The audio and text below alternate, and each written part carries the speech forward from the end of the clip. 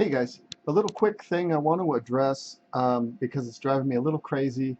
I keep seeing people freaking out about, oh, there's graphene in the immunization shots, and they're ascribing all these magical properties to this mysterious substance. It's magnetic, it allows them to track you and control you, and all this stuff. Let me explain what graphene is. Graphene is a single layer of carbon atoms in a sheet.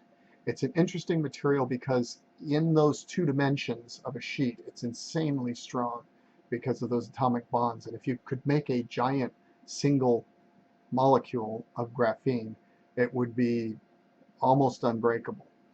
Um, but that's a bit of a trick. But graphene is very, very common. It is all around us in nature. Uh, Graphite from a lead pencil.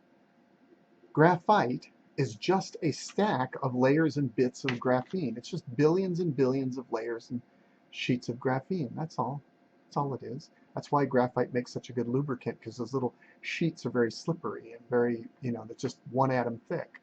So when you draw with a pencil on paper, the reason it leaves a mark is because billions of little microscopic sheets of graphene are sliding off and kind of getting tangled in the fibers of the paper at a microscopic level and staying behind, and that's why it leaves a line.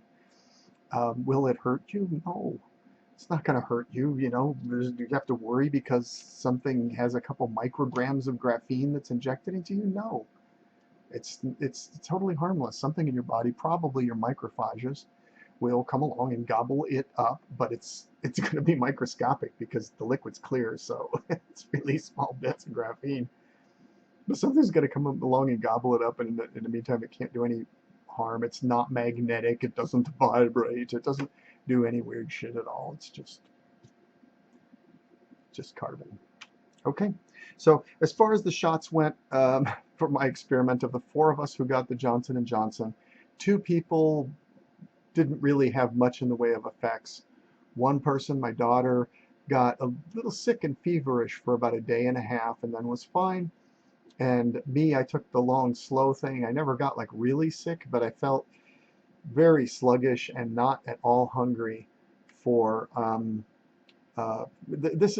today is officially the end of the second week, and I'm just now kind of getting back to where I was, but even now I'm just not nearly as hungry as I was. And I got a lot of extra sleep during those 2 weeks. Didn't feel horrible. I was still functional, but just, yeah.